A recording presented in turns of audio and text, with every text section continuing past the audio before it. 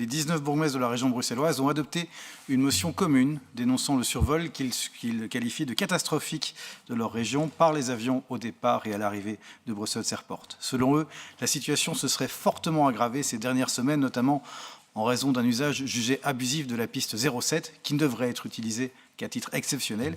Ils évoquent des nuits devenues infernales pour de nombreux habitants, avec un avion toutes les 12 minutes et un taux d'infraction aux normes de bruit bruxelloises atteignant 95% pendant certaines plages horaires. Il rappelle également qu'une étude récente évoque 220 000 personnes fortement incommodées par le bruit, pour un coût estimé à 1 milliard d'euros par an en dépenses de santé, ainsi que plusieurs condamnations judiciaires ayant déjà entraîné le paiement de dizaines de millions d'euros d'astreintes par l'État fédéral. Mes questions, les voici, Monsieur le Ministre. Confirmez-vous l'augmentation récente de l'utilisation de la piste 07 et les raisons opérationnelles précises de l'utilisation de cette piste ces dernières semaines?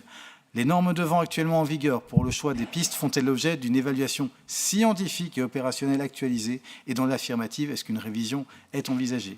Je réalise pleinement les nuisances causées par l'utilisation de la piste 07L pour les atterrissages.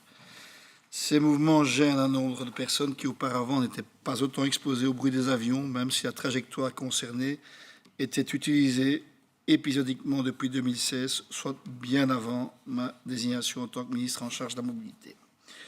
L'utilisation récente de l'approche rectiligne est due, d'une part, à l'obligation de mettre en place des approches avec guidage satellitaire prescrites par l'Union européenne, et d'autre part, par l'augmentation des vents de l'Est et du Nord qui dérogent à la systématique du Preferential Runway System, le PRS.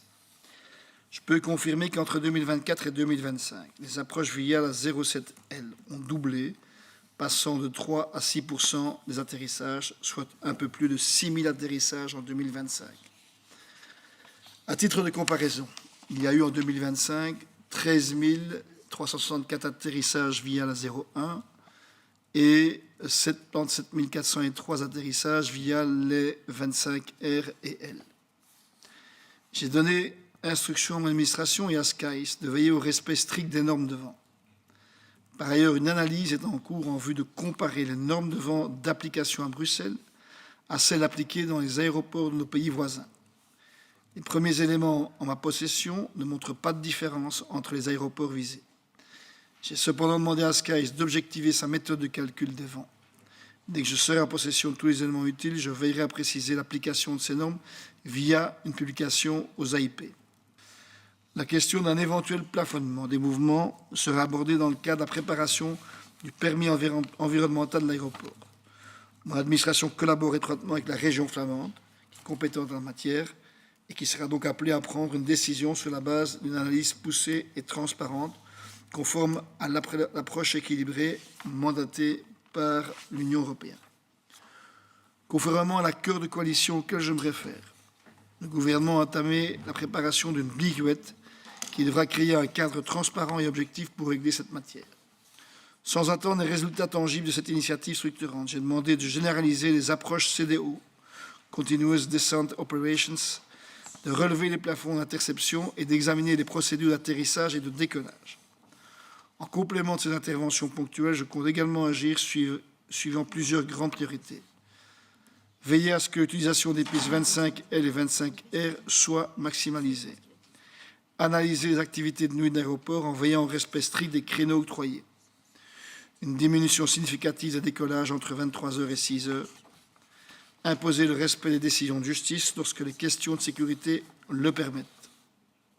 Il faudrait qu'on arrive à ce qu'il n'y ait plus aucun vol de nuit. Ça, c'est ma conviction réelle sur Bruxelles, et à diminuer sensiblement les nuisances en journée et ailleurs. Alors oui, il y a beaucoup de choses en cours. C'est vrai, vous respectez votre accord de coalition. C'est vrai, nous verrons ce que donnera votre groupe de travail et le travail d'objectivation, mais l'expérience passée ne me rend pas très optimiste sur la résolution politique de ce dossier, si ce n'est dans le cadre d'un accord de gouvernement et de la négociation d'un accord de gouvernement, ce qui n'a pas été fait au moment de la constitution de l'Arizona,